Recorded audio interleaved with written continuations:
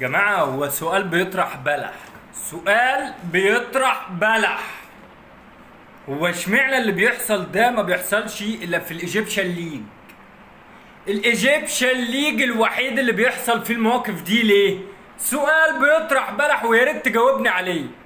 واحد هيقول لي خير يا اصل الكلام عليها، هقول لك حصل حاجة غريبة قوي قوي قوي، وهي بعد فوز نادي سيراميكا على نادي بيراميدز بنتيجة 2-1، وكلنا تابعنا اللقاء وكلنا شفنا الأهداف الصاروخية اللي أحرزها صلاح محسن، وأهدى النادي الأهلي الدوري بالأمس. فبالتالي اتحاد الكورة بعت بيان لنادي الزمالك بيعلموا إن لازم درع الدوري يتسلم علشان خاطر إن نادي الأهلي يتسلمه في مباراة نادي الزمالك. سيتم تسليم الدرع. نادي الزمالك بقى يبعته؟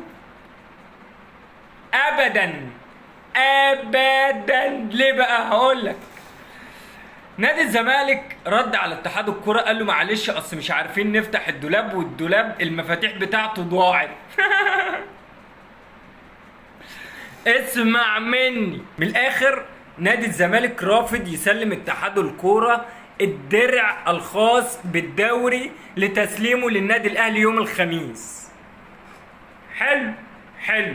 قال لهم كفايه عليا ان رئيسي معزول واخد المفاتيح معاه، او المفاتيح ضاعت ايا كان اللي حصل، وان في ناس عايزين يتصوروا مع الدرع فمش هينفع نديهولكم. ابصركلي نحن اسفون، مش هنديهولكم الا بعد مباراه النادي الاهلي.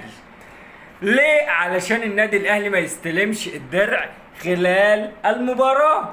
فبالتالي اتحاد الكره رد وقال لهم يا جماعه بعد اذنكم ابعتوا الدرع، والله عيب والحاجات دي والحكايه والروايه. قالوا له ابدا مش هنديلكوا الدرع تحتفلوا بيه في ماتشنا. ولم يتم عمل ممر شرفي للنادي الاهلي. ده اللي اترد على اتحاد الكوره بيه. طيب خد التقيله بقى. الناس التقيله في البلد تواصلت مع كابتن محمود الخطيب وقال له يا كابتن محمود رجاء بعد اذنك مش لازم درع الدوري يتسلم في مباراة النادي الأهلي. فكابتن محمود الخطيب رد عليهم قال لهم لا والله مش هينفع. قالوا له ليه مش هينفع؟ ما تمشي الدنيا يا كابتن خطيب وبتاع والموضوع يبقى ماشي حبيني. قال لهم لا، بصروكلي الجمهور محتاج ان الدرع يتسلم في ارض الملعب، زائد ان مارسيل كولر هيدي اجازة طويلة للاعبين بعد مباراة نادي الزمالك، ومش هينفع نقول للاعيبه تعالوا استلموا الدرع تاني او احتفلوا بالدرع، فالموضوع هيبقى صعب. ضيف على ده كمان ان جمهور النادي الاهلي هيبقى حاضر وبكثافه في مباراه نادي الزمالك، لان المباريات اللي جايه هتبقى مباراه تحصيل حاصل، فبالتالي مش هيبقى لها اهميه كبيره عند الجماهير. وانا اسف والله كان بودي، ولكن مارسيل كولر متمسك انه الاحتفال بدرع الدوري يبقى في مباراة نادي الزمالك.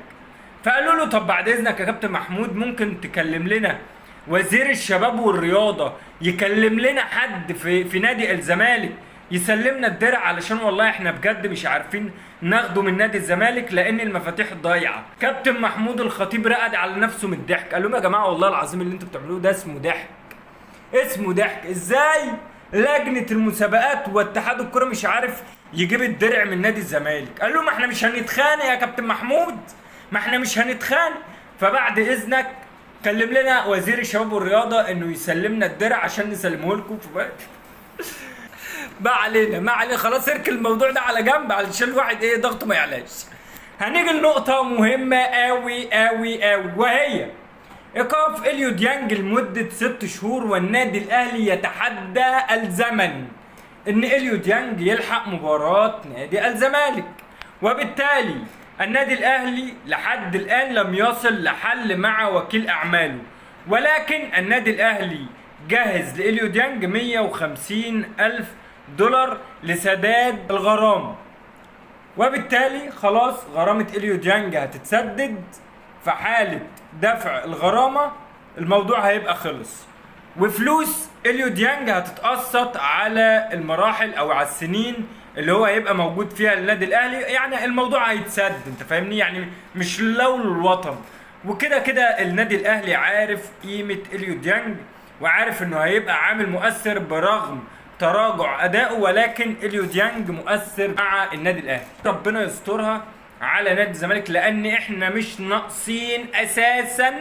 عندك بقى عزل رئيس نادي الزمالك، عندك ايقاف قيد، عندك امام عاشور اهلاوي خلاص الموضوع اتحسم، عندك فتوح، عندك مصطفى فتحي هيركب الزحليقه. فبالتالي نادي الزمالك في الفتره الحاليه هي مش افضل حاجه، وفي الفتره اللي جايه مش هتبقى افضل حاجه. ومن وجهه نظري الشخصيه يا ريت كابتن حسن شحاته او كابتن حلمي طولان يترشحوا لرئاسه نادي الزمالك. من وجهه نظري الشخصيه الشخصيتين دول بالذات هيبقوا مؤثرين جدا، وان شاء الله نادي الزمالك هيرجع زي الاول واحسن. وقبل ما نقفل الحلقه يا ريت تقول لي توقعاتك في خانه الكومنتات تحت عن مباراه القمه بين النادي الاهلي ونادي الزمالك. وبكده نكون وصلنا نهايه كلامنا، والسلام عليكم ورحمه الله وبركاته.